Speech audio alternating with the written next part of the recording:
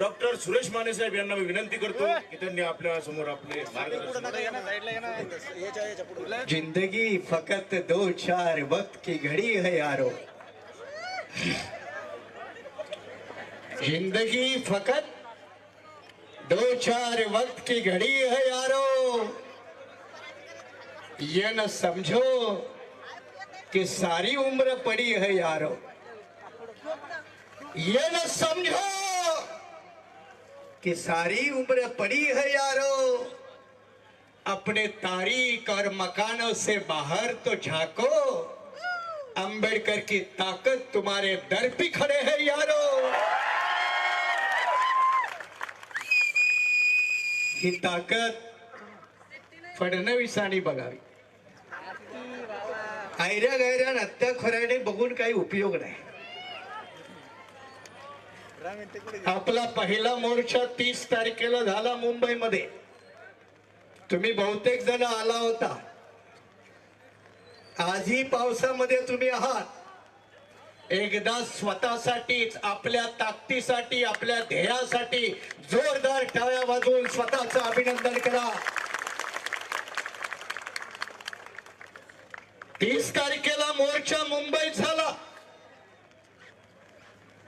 आणि त्याच दिवशी विधानसभेमध्ये देवेंद्रला बोलावं लागलं। काय म्हणाले? आम्ही अजून फैसला केला नाही, तुमच्या बापालाही करता येणार नाही।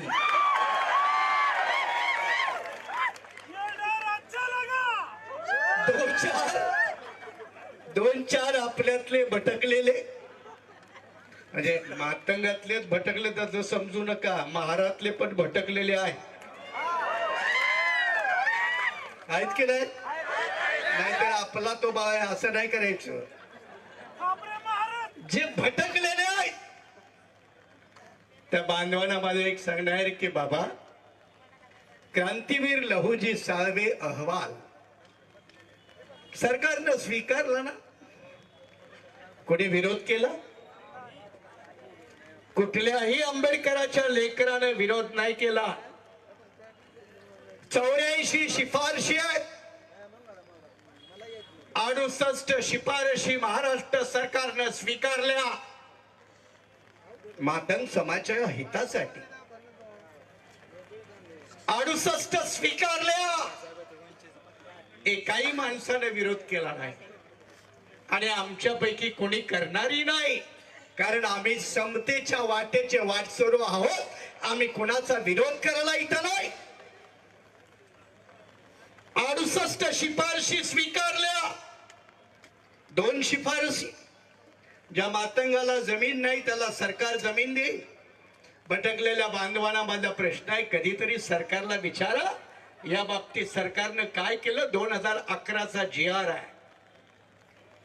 आपल्या एकंदर SCच्या बजेट पैकी जास्तीत जास्त बजेट मातंग समाजावरती खर्च करावं अशी एक तरतूद महाराष्ट्र सरकारनं स्वीकारलं। आपण कुणाला विरोध केला? मग आमचा कोणतरी तो गोरके का गारखे कोणतरी आहे पुण्याचा, नवीन नवीन MLA झालाय, MLC झालाय, और नया नया मौला हमेशा ज्यादा अल्लाह अल्लाह करता है। नया नया मौला है। गोरकेला आव्हान आहे, क्रांतीवीर लहुजी साळवेची 68 शिफारशी ज्या स्वीकारल्यात ना, तुम्ही खरंच लहुजी वस्तादांची औलाद असाल तर त्या शिफारशी लागू करून दाखवा। तुम्ही करून दाखवा। आम्ही कोणी विरोध नाही करत रे। प्रत्येक तालुक्याच्या जिल्ह्याच्या ठिकाणी मातंग इतर समाजाची पोरं शिकावी म्हणून शाळा आणि वसतिगृह काढावा। अरे देवेंद्रला विचार ना, किती वसतिगृह काढली, किती शाळा काढल्या, किती कॉलेज काढली, कोणी आम्ही विरोध नाही केला। RSSच्या नादाला जो कोणी लागेल त्याला आमचा विरोध असेल, मग तो आमचा असू नाही तर कोणाचाही असू।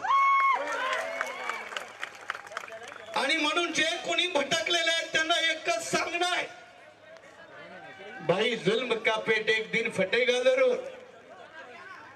भाई जुल्म का पेट एक दिन फटेगा। गरीबों का हक एक दिन बटेगा जरूर, नापाक होती है कुत्तों की दोस्ती, काटेगा नहीं तो चाटेगा जरूर. यावरून त्यांनी ठरवावं कुणासोबत जावं. फुले शाहू आंबेडकरी चळवळी सोबत राहावं की आरएसएसच्या छावणीमध्ये जाऊन त्यांची दलाली करावी, हाही या माध्यमातून प्रश्न आहे. आणि देवेंद्रनं काही कमी पाप केली का महाराष्ट्रामध्ये? या जालना जिल्ह्यामध्ये ओबीसी वर्सेस मराठा कोणी वातावरण निर्माण केलं? कोणी निर्माण केलं? नंतर धनगर वर्सेस आदिवासी, धनगरांच्या विरोधात आदिवासीला उभं केलं. आता शेड्यूल कास्ट मधल्या 2 प्रमुख जाती त्यांना एकामेकाच्या विरोधात. पण आम्ही आंबेडकरी लढ्याचे सैनिक आहोत, आम्ही जातीचे सैनिक नाही, आंबेडकरी विचाराचे सैनिक आहोत. आणि त्यामुळे जे जातीचे सैनिक म्हणून आमच्या समोर येतील त्यांच्या विरोधात लढावं लागेल, बोलावं लागेल. पण कधी कधी आम्ही म्हणतो चमच्याला मारण्यापेक्षा चमच्याला जो हाताळतो त्याला मारणं फार चांगलं. म्हणून आपलं आंदोलन आम्ही सगळ्यांनी आनंदराज असो, भीमराव असो, आमचे बाबूराव माने चर्मकार समाजाचे माजी आमदार बबनराव घोलप, आम्ही सगळ्यांनी मिळून ठरवलं की आपला पक्ष संघटना बाजूला ठेवा आणि सगळ्यांनी एकत्रित मिळून या देवेंद्र फडणवीसाच्या आत्मघातकी आणि महाराष्ट्रातल्या आंबेडकर चळवळी विरोधातील राजकारणाचं जर निपात करायचं असेल तर आपल्याला सगळ्यांना एकत्रित बसलं पाहिजे. त्याचाच परिणाम म्हणून तुम्ही आपापले झेंडे दंडे काढून ठेवले आणि एक मोठं दांडकं हातात घ्या, तेच फार चांगलं आहे. उपवर्गीकरण करून काय करणार आहे? नोकऱ्या कुठे आहेत? खाजगीकरणाला ठेवल्या का? कंत्राटीकरण किती? प्रायव्हेटायझेशन किती? आउटसोर्सिंग किती? याच्या विरोधात कोण बोलायचं? आंबेडकरीच्या चळवळीच्या लोकांनी. बाकी कुणी बोलायचं नाही, बाकी कुणाला काही पडलं नाही. कालही दिल्लीमध्ये पोलिसांचा ब्रुटल अट्रॉसिटी अत्याचार पाहिला तुम्ही. आपण आजच्या या आपल्या जाहीर सभेमध्ये कालचा मोदी बीजेपी सरकारच्या पॉलिसी बाळाचा विद्यार्थ्यावरती जो एक अमानवीय प्रयोग केला त्याचा आपण आज जाहीर धिक्कार आजच्या या आपल्या मोर्चामध्ये करत आहोत. कारण आम्ही अन्यायाविरुद्ध लढणारी माणसं आहोत. देवेंद्र फडणवीसाच्या सोबत महाराष्ट्राचे मुख्य सचिव आहे, आम्ही बैठक केली त्याच्या सोबत. काय म्हणून आणताय? कोणी सांगितलं तुम्हाला? मगाशी आमचे म्हणाले एक बंदर समिती आहे. ते बंदर नाही, ते बंदरच आहे. सत्ताधाराच्या हातात जो नाचतो त्याला बंदरच म्हणतात. आणि त्यामुळं कुठली तरी समिती, अरे मग आता त्यांनी सूचना मागवल्या. किती सूचना आहेत माहित आहे का? 85,000 सूचना आल्या उपवर्गीकरणाला विरोध करणाऱ्या. घ्या सुनावणी, आमचं काही म्हणणं नाही, सुनावणी घ्या. 85,000 सूचनाचा निपटारा करायला देवेंद्र फडणवीसांना किती दिवस लागतील? घ्या सुनावणी. आणि आता ते सांगतात की आम्ही सुप्रीम कोर्टाच्या निर्णयानुसार करत आहोत. देवेंद्रजी, तुमचा भाऊ उत्तर प्रदेशात आहे, योगी भाऊ म्हणजे बीजेपी वाला. तुमचा भाऊ तिथं आहे, तो मुख्यमंत्री आहे. अहो, ज्या बीजेपीनं उत्तर प्रदेशात उपवर्गीकरण करण्याची हिम्मत नाही केली, त्या मुख्यमंत्र्यानं हिम्मत नाही केली. बघा, आमचा प्रश्न देवेंद्रला आहे, तुम्हाला कुठून एवढी ताकद आली? तुम्हाला कुठून एवढं शहाणपण आलं? कुठून एवढी अक्कल आली? तुम्हाला वाटलं मी धनगर ओबीसी मराठी यांची भांडण लावून आता इकडे येऊ? जमायचं नाही. इथं जमायचं नाही. 4-2 आपल्यातली भटकलेली कोण असतील त्यांनाही समजावून सांगा, आपला लढा कुठल्या जातीच्या कुठल्या माणसाच्या विरोधात नाही, आपला लढा देवेंद्र फडणवीसच्या नालायक सरकारच्या धोरणाच्या विरोधात आहे. कुठल्या समाजाच्या व्यक्तीच्या विरोधात नाही आणि असेंब्लीमध्ये धडधाकट खोटं बोलले. सुप्रीम कोर्टानं सांगितलं, काही सुप्रीम कोर्टानं नाही सांगितलं. सुप्रीम कोर्टानं बंधनकारक नाही केलं. मी वकील आहे, कायद्याचा मास्टर आहे. सुप्रीम कोर्टानं काही सांगितलं नाही. यांना सुप्रीम कोर्टाच्या आदेशाच्या नावाखाली यांना राजकीय वोट बँक पैदा करायचे आहे.